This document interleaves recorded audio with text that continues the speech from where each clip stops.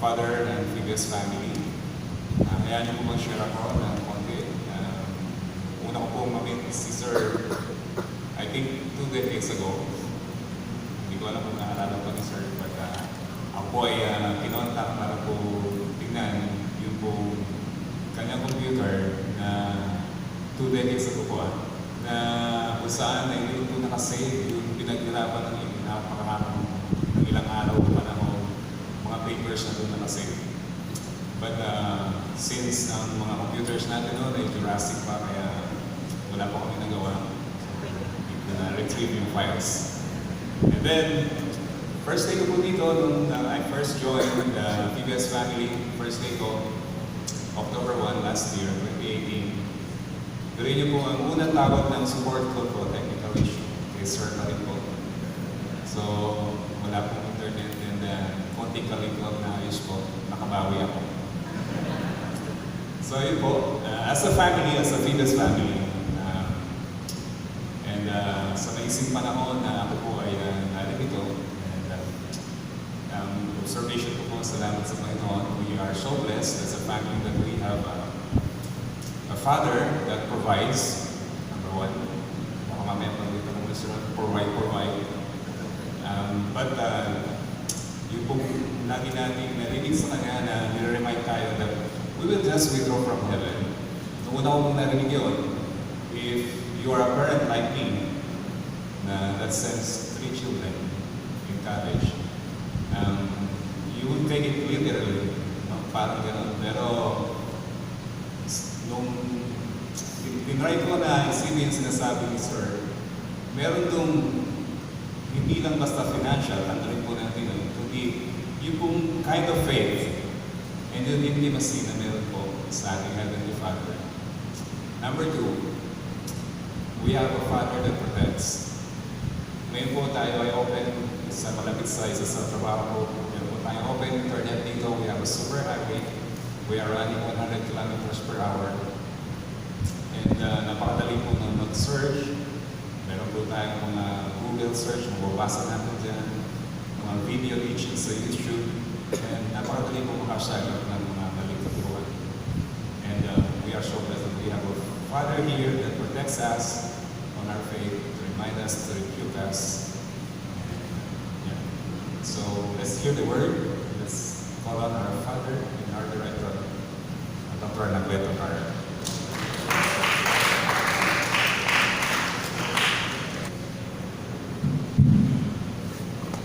Maraming salamat po sa introduction. Paano ko makalimutan po yun? Yan po ay aking project sa Westminster Seminary. Dapat matapos ko na yun. Ako ang pinakamataas na computer noon, 386 color VGA. And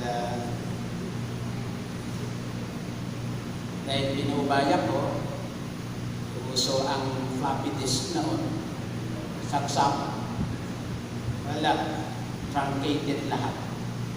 Hindi. So I have to go back to the US and start ulit. Okay naman, biyaya ng Panginoon. That's why 2000 from 1994 to 2005. Yan yung project na yun. You just imagine, I graduated in 2005 for my doctoral ministry. Mas nauna pa yung aking PhD sa Lasal 2001. Because hindi pa ganun kadali that I have to defend that. Nagaganyan ng buhay. Huwag ka lang mo doon, quit, pag inumpisahan mo, tuloy mo, kahit anong mangyayari. Salamat sa Panginoon.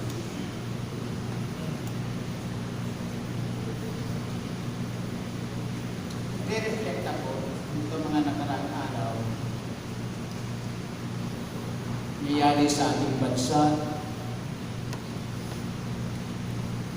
makinig ka at manood ka sa television,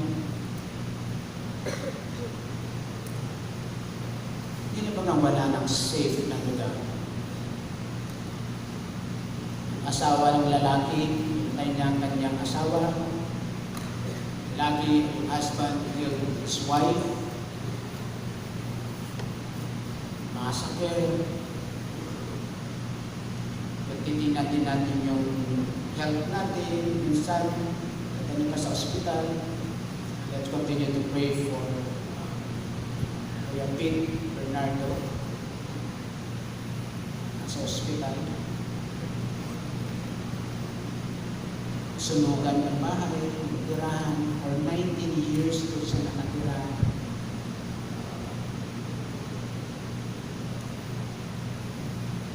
Dani, titingnan natin ang ating kapaligiran. Para wala nang kasiguraduhan. I wonder, is anything sure anymore?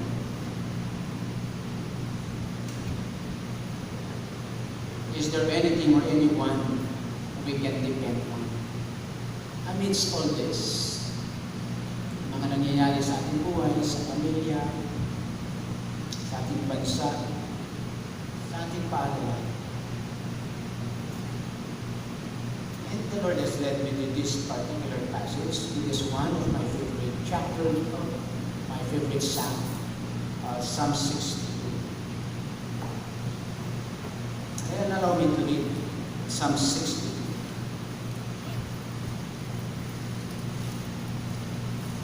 The entire psalm.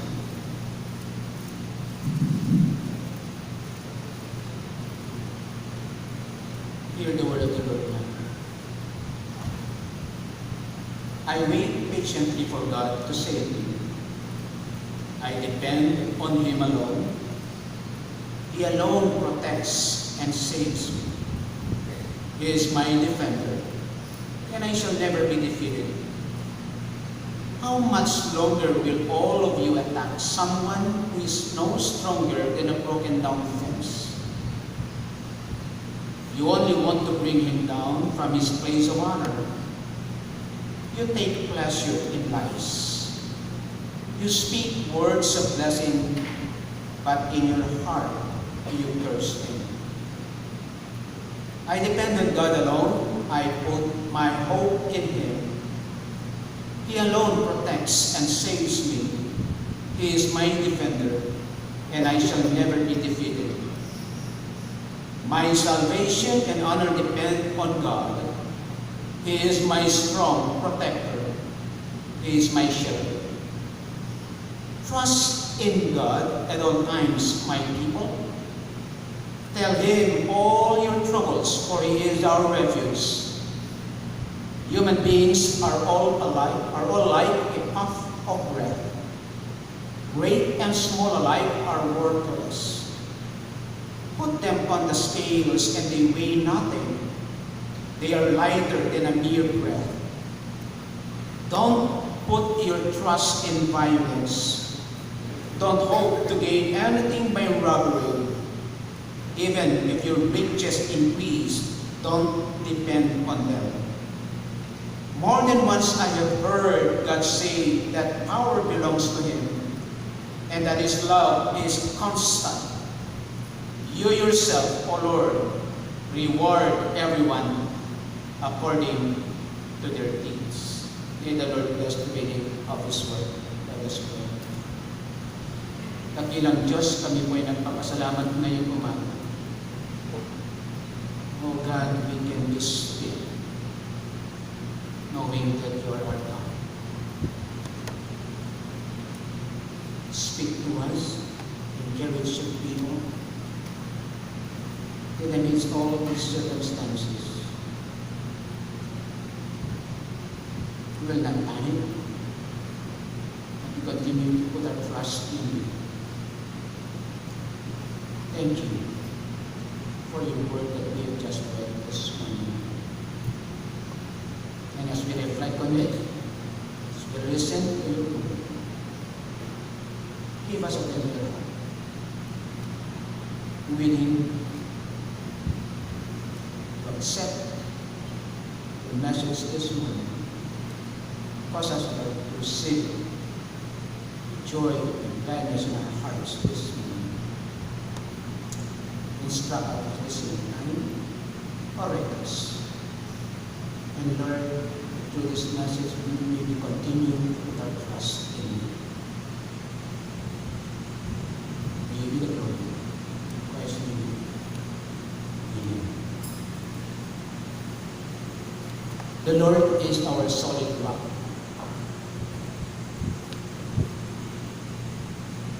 In Psalm 62, David tells us that God is a rock. And what do we mean when we say God is a rock? Wherever David looks, wherever David goes, throughout the promised land, he sees rocks.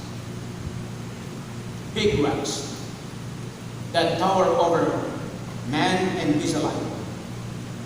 Big rocks in whose shadow man finds shade from the heat of the sun. Big rocks in whose caves and cliffs men obtain shelter from the storm.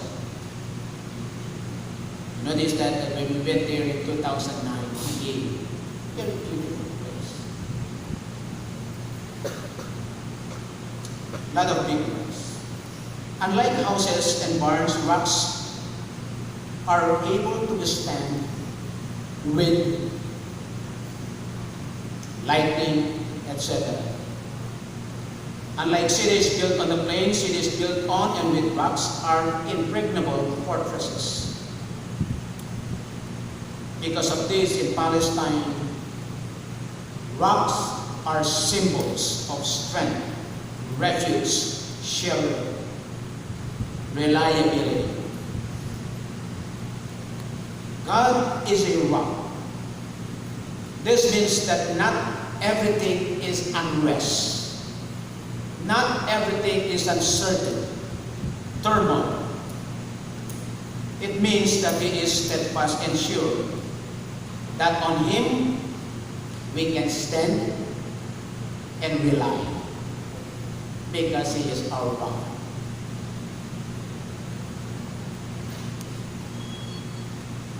This means, says David, that you, O God, are strong, in verse 11. He is so strong. He is able to do anything He wants to do. And He is willing to do anything because, as David put it, you, O Lord, are loving, in verse 12. Out of love, He is willing to use His almighty power for the sake of His children. Reflecting on this, God is rock. Ours may be a world of unrest. You can just get out of Karuhara, you know what's going on. Uncertainty. We don't know what will happen in the future. In fact, meron ng agam-agam because of the campaign of Duterte. Mukhang nagpapalit na ang 8 diretso. Kailangan daw balansehin na. Kasi kung matalo sila lahat, wala daw balanse. Walang check and balance. So makikita mo even sa politics, I don't endorse anybody. Just use your common sense. But you need to go out. But unfortunately, some of you were not able to register. Sayang ang mga boto ninyo.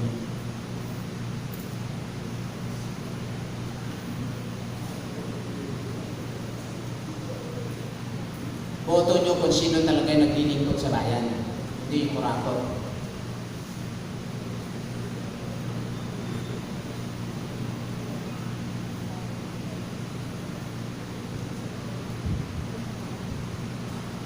So here, amidst all this political turmoil in our country,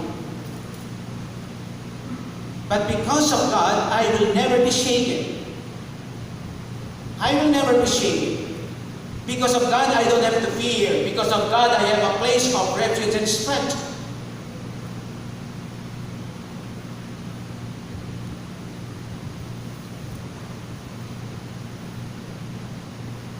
Alam natin, nasunugan si Pastor Elmer, ganda ng kanyang ginawa, ng yung message niya doon. At nakangiti, nakikita mo pa yung asawa niya na nakangiti. At tingnan mo yung mga bandon, talagang walang natira, abo, uling. But this couple, really, they know their God. God is the refuge.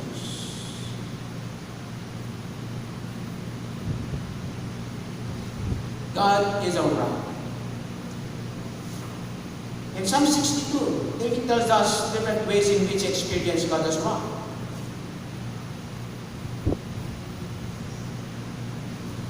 That He is the rock of our salvation. David experiences God as a rock of salvation, even as he struggles with this sin, as he struggles with his sin and evil and the enemy. In Psalm 62, verse 1 and 2, my soul finds rest in God alone. My salvation comes from Him. He alone is my rock, and he said, and my salvation. He is my fortress. I will never be shaken. So you see here, David knows the truth about himself. He knows he is a sinner.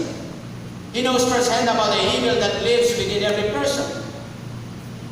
Think of his sin with Bathsheba, adultery, murder, lies, cover-up. And what a great sin this is. Yet God forgives him. No sin is so great that it's greater than God's capacity to forgive. No man can commit a sin so grievous that it puts him beyond God's grace and love if he repents. David turns to God. God is a rock of salvation. In Him, David finds the redemption he needs.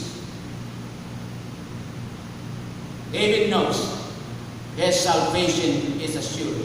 There are no buts, there are no ifs or maybes about it. God is a rock of salvation. What a great encouragement. A great encouragement for all of us, that indeed our God is the God of salvation. No matter how many times we sin, if you will, we go astray, God will continue to be a rock of salvation for us. As His covenant people, as His children, He continues to be the rock of our salvation. Amidst of all this then that are happening in our lives, we can trust Him. We can put our confidence in our covenant God, because He is the rock of our salvation. And not only that, if you look at our text, He is our refuge. During the many troubles and storms of life, David says, God is my mighty rock. He is my refuge. Look at verse 7. He is our refuge. In Psalm 62, 3-4, how long will you assault a man? Would all of you throw him down, this leaning wall, this towering fence? They fully intend to topple him from his lofty place. They take delight in lies. With their mouths they bless, but in their heart they curse. And David compares himself to a leaning wall or a tottering fence in verse 3. What a picture. His enemies stand in line, eager to push him over. And when he's exalted and thrown, his enemies are eager to topple him from his lofty place, verse 4. You think of King Saul chasing and pursuing him through the wilderness. He is thinking of his battles with the Philistines. He is thinking of betrayal by his son, Absalom, rebellion by Sheba, and revolt by Adonijah. And he's thinking back to his years as a shepherd boy. He is nothing but a boy. And he faces a lion and bear that attacks his sheep. He is nothing but a boy, and he faces the giant called Goliath. In all of these storms and trials of life, David finds God to be a rock of refuge. Saul has David cornered, for instance, but God keeps David safe. David flees for his life from Absalom, but God confuses the counsel given to Absalom and thus spares David's life. Goliath is struck down with a single stone. God enables David to kill the bear and the lion, no matter what happens. No matter how many enemies attack him, no matter how many storms break over him, beloved, God keeps David safe. God protects David's life and honor in verse 7. And what God does for David, He has always done for His people. He is our refuge. He is our refuge. I know that many here, daming mga pagsubok sa inyong mga punan.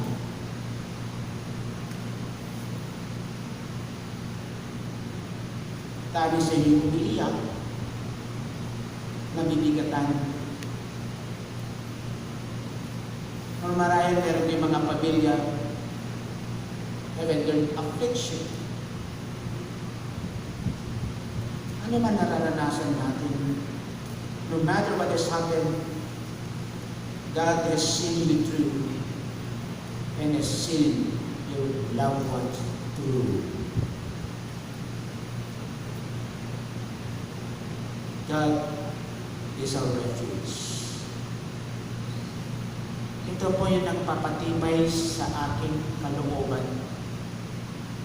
Na mga nangyayari sa ating kapanahonan, nangyayari sa ating mga buhay, bakit ako manungkot? Bakit ako matatakot? He is our rock. He is our refuge. And look at what he said. He is our Jehovah Jireh. The Lord provides. David experiences God as a rock of provision, if you will. He provides. Kaya nga sa Psalm 62 verse 8 and 10, trust in Him at all times. At all times. Listen, all people, pour out your hearts to Him, for God is our refuge. Do not trust in extortion or take pride in stolen goods. Though your riches increase, do not let your heart on them. Because God is our Jehovah Jireh. He provides. David looks to Him for daily food and drink and health and strength. Remember the time David and his men are in the desert. They are hungry and God feeds them through Abigail, the wife of Nabal, in 1 Samuel 25. Another time David is fleeing from Saul. He is without food or weapons. The Lord provides for his needs through the priest Ahimelech in 1 Samuel 21. And during the 40 years in the wilderness, the people of Israel time and again also experienced God as their Jehovah Jireh. The Lord provides. You know what? Itong drainage system natin, we've been praying for this. Supposed to be 16 million. And now, naibaba ng 10.8 million. Like what I've said in my Christian apologetics class, we already have 9.7 million. Ano, 1.1, if God gave the 9.7, yung 1.1, hindi niya kaya bigay. The Lord provide. And you can testify, you yourself this morning can testify, students. Now you were healed because God has provided for you.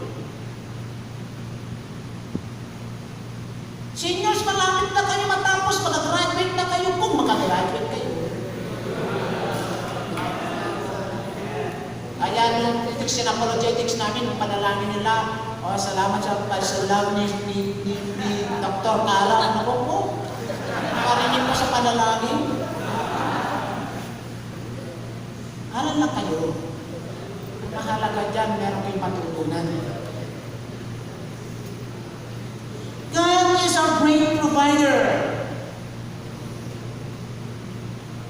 There was a time when the people of God were thirsty and God provided them water from a rock. Another time when they craved meat, He sent quail from the sea. And 6 days of the week, the Lord provided manna from heaven. That is our covenant God. The God of Abraham, Isaac, and Jacob is the same God today. No matter what the need is, God is able to provide and wants to provide. No matter what the need is, God shows Himself more than able to look after His people. Beloved, God is so rich. God is so generous in what He gives. Why did I say that? God is the owner of the cattle in 1,000 hills. That was the verse na nung ako ay nag-apply sa Westminster Seminary in California. Nagre-reminis ako kasi ito yung binigay sa akin ni Dr. Furtado na Dean of Student Affairs. Sabi niya, Lito, kasi sabi ko na ganun, how can I provide? I'm a very poor boy. Magkano lang ang sahod ko dyan sa Sampalo Bible Church noon is 1,500. Marami ka pang young people, pakainin mo pa, wala na. Sabi na ganun sa akin, Kuya, punta naman tayo dyan sa may Carag dyan noon. Bowling tayo, sige. Kuya, kaya mainit ngayon, ice cream, sige, ubos, ang 1,500. Pero ito, nung na-receive ito from Westminster Seminary, what a pretty encouragement. God is the owner of the cattle in 1,000 hills. Sila nilagay niya sa sulat niya.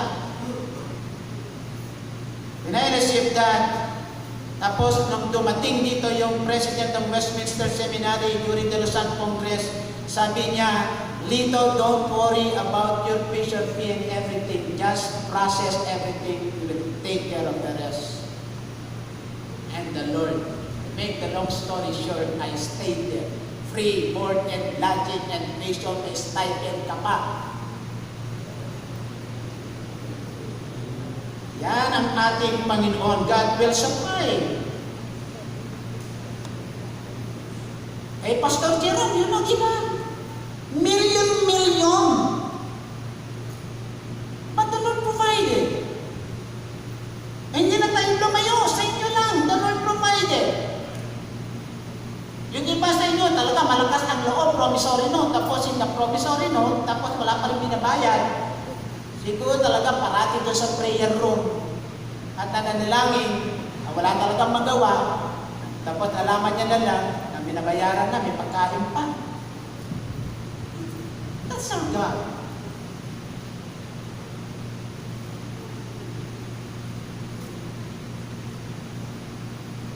And Psalm 23, ito yung pagsatin, ito yung sinasabi ng Panginoon sa ating panghahawakan natin.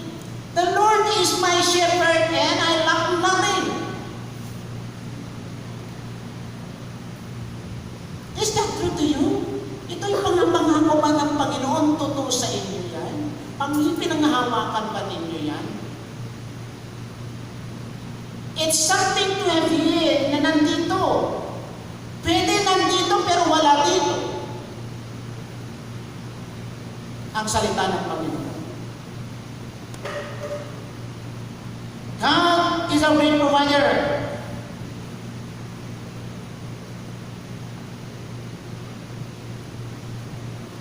Continue to put your confidence and trust in the Lord. And not only that, ang sabi niya dito, Psalm 62:5, these are all basic, but you draw encouragement from the Word of God. Ang Diyos mismo, sa salita niya nagsasabi sa atin. Sabi niya sa verse 5, he says, find rest, O my soul, in God alone. Find rest, O my soul, in God alone. My hope comes from Him. David has many low periods, dark times, in which all seems lost. He feels overwhelmed. Overwhelmed by circumstances and events. Think of the time he counts the fighting men of Israel. 70,000 of the people died in 2 Samuel 24. Think of the time a baby son dies as punishment for David's sin in 2 Samuel 12. Think of David's grief over the death of Absalom in 2 Samuel 18. Think of how his own wife despises and rejects him because he is too excited about the things of the Lord in 2 Samuel 5. In all those dark, low moments, David discovers you cannot hope in man or the things of man.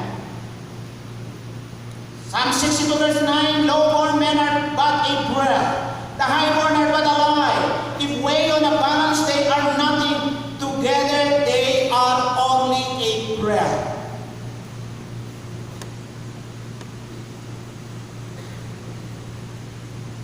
David discovers that God is absolutely trustworthy and reliable.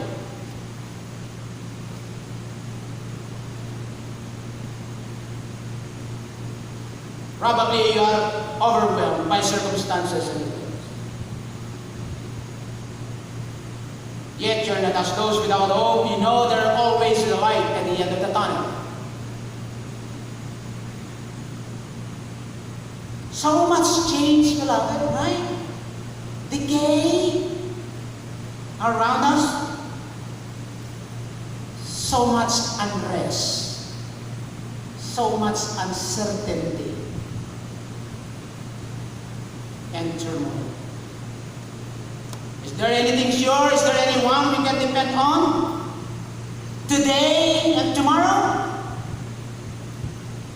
We know that we can depend on God. Because God is our rock. He is the rock of our salvation. He is our refuge. He is our provider. He is our hope. Reflecting further on this particular psalm, Psalm 62 emphasizes again and again, God alone is my rock and my salvation. He alone is my rock and my salvation. God is my rock and my strong refuge.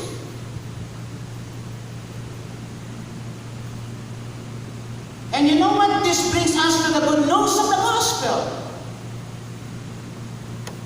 Jesus is the rock of our salvation. And it is very clear. When you go to the book of Corinthians, the rock that was following, of course the people of God was following, anong sinasabi? The rock is Christ. That's the exposition of the Apostle Paul. Jesus is the rock of our salvation. The Son of God. And the Son of God was no stranger but sighted.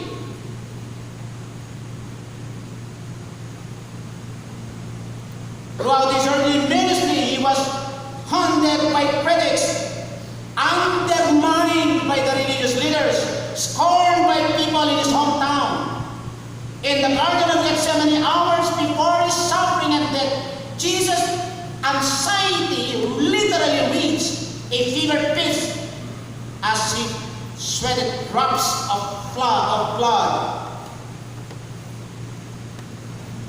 Jesus neither to be his own rock or island, nor acted as the overman, Jesus did not find shelter from anyone in his family or from any of his disciples or from anyone else. Instead, in his suffering and death, Jesus became the rock of our salvation. And he's our fort and our shelter in the storm. And Jesus' death is enough.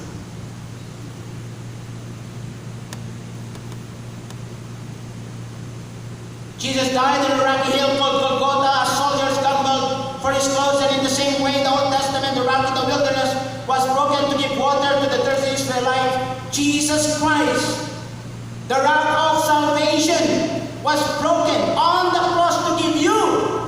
What did he give you? He gave you the living water of eternal life.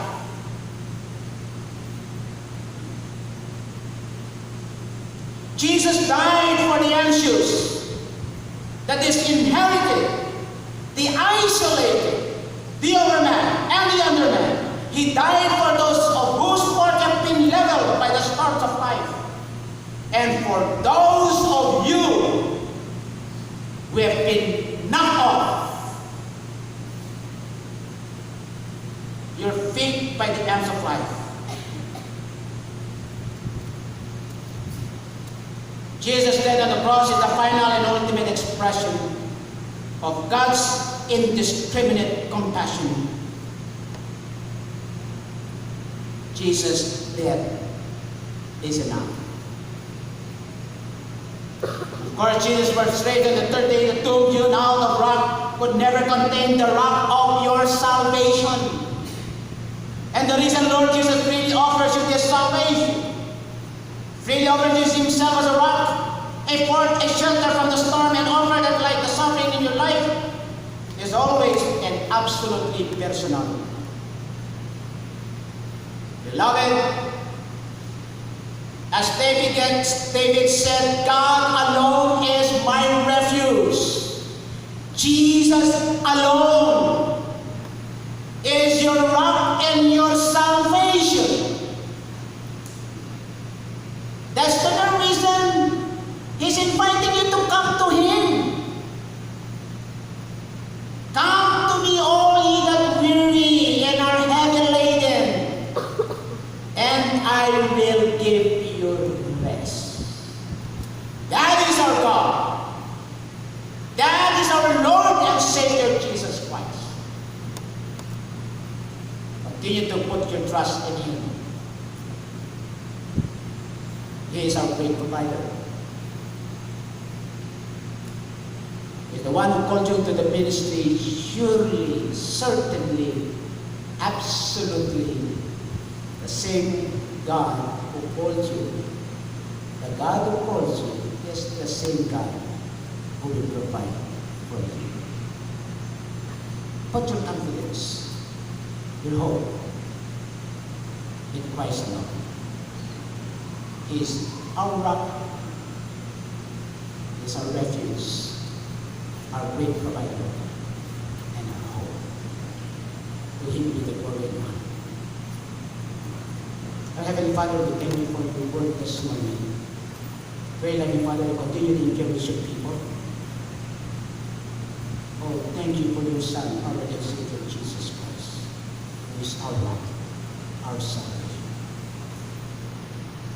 In Christ's name.